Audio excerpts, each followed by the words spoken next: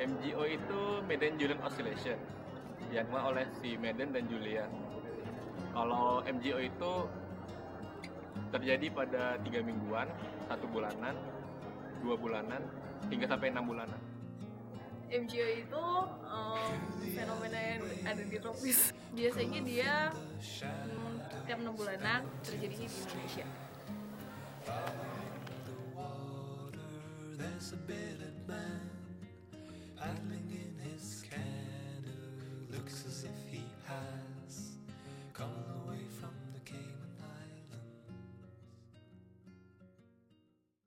Jadi MGO itu adalah interaksi antara sirkulasi atmosfer dan aktivitas konveksi di wilayah tropis, khususnya dia bergerak dari lautan India menuju ke daerah Pasifik dengan kecepatan sekitar 4-8 meter. Dia merupakan gangguan ultra anual yang berpengaruh terhadap banyak wilayah di Indonesia maupun sampai Amerika. Bahwa dia merupakan kopling antara sirkulasi atmosfer dan aktivitas konvektif di daerah tropis.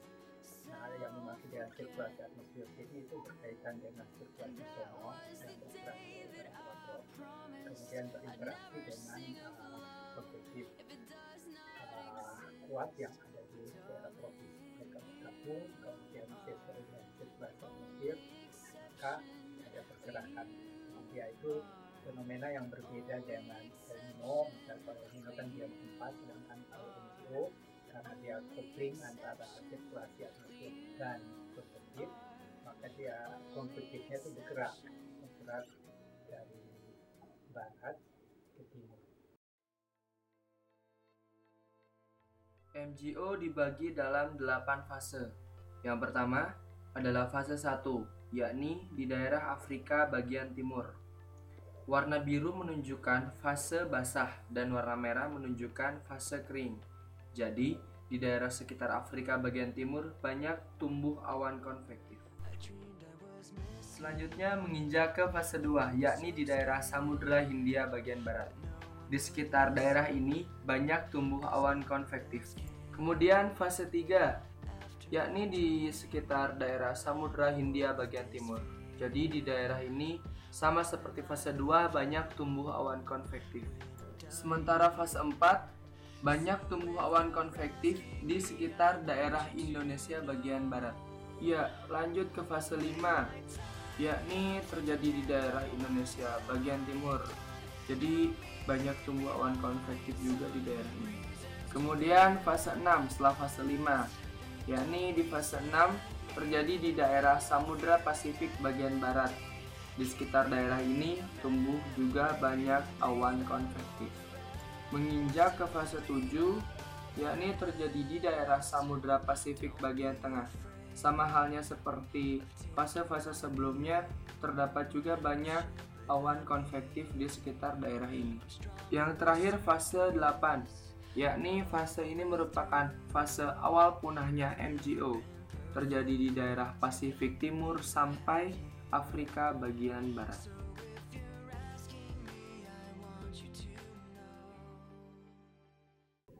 Nah, untuk pengamatannya itu MGO dilakukan dengan pengamatan OLR.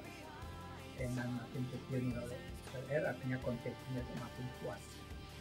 Kalau nilai OLR makin besar artinya konveksinya makin kuat.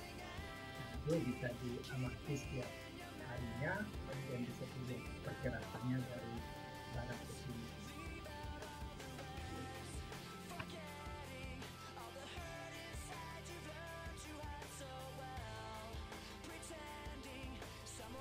OLR atau Outgoing Long Wave Radiation merupakan suatu energi radiasi inframerah yang diterima oleh satelit. Semakin kecil nilai OLR, radiasi inframerah dari permukaan bumi yang terekam satelit makin kecil. Artinya, tutupan awan banyak. Bisa dikatakan terdapat awan konvektif. Sebaliknya, semakin tinggi nilai OLR, radiasi inframerah dari permukaan bumi yang terekam satelit semakin besar, artinya tutupan awan hanya sedikit. Terlihat pada gambar bahwa warna biru mengindikasikan nilai OLR-nya kecil atau tutupan awan tebal, sedangkan warna merah mengindikasikan nilai OLR-nya besar atau tutupan awannya hanya sedikit. Apabila dikaitkan dengan MJO, maka semakin tinggi nilai OLR mengindikasikan MJO sedang berada pada fase kering. Sebaliknya, semakin rendah nilai OLR mengindikasikan MJO berada pada fase basah. Berikut adalah monitoring MJO oleh NOAA, di mana berupa analisis MJO selama 1 bulan dan forecast selama 10 hari ke depan. Bisa dilihat di gambar, semakin mendekati atau masuk ke dalam lingkaran, maka MJO semakin lemah. Sebaliknya, sedangkan semakin keluar lingkaran, maka MJO semakin kuat.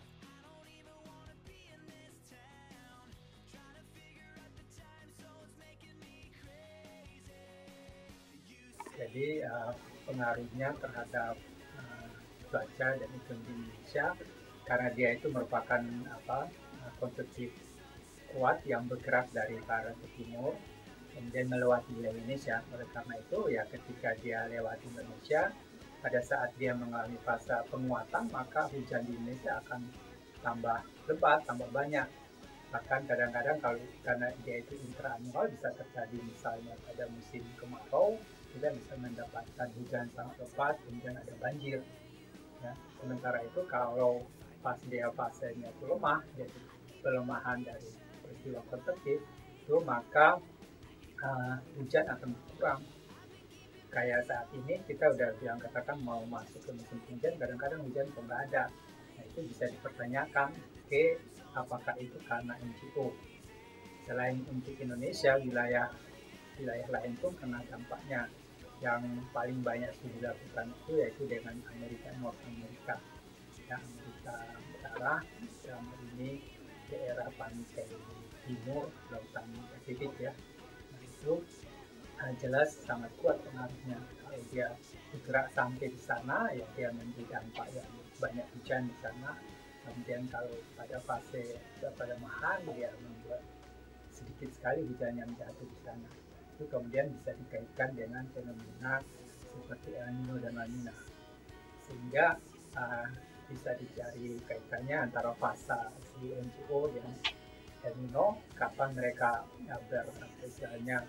bersinergi sehingga memperkuat hujan di Amerika, atau dengan fase La Nina dari El Nino La Nina sehingga dia itu memperlemah atau memperkecil hujan di Amerika.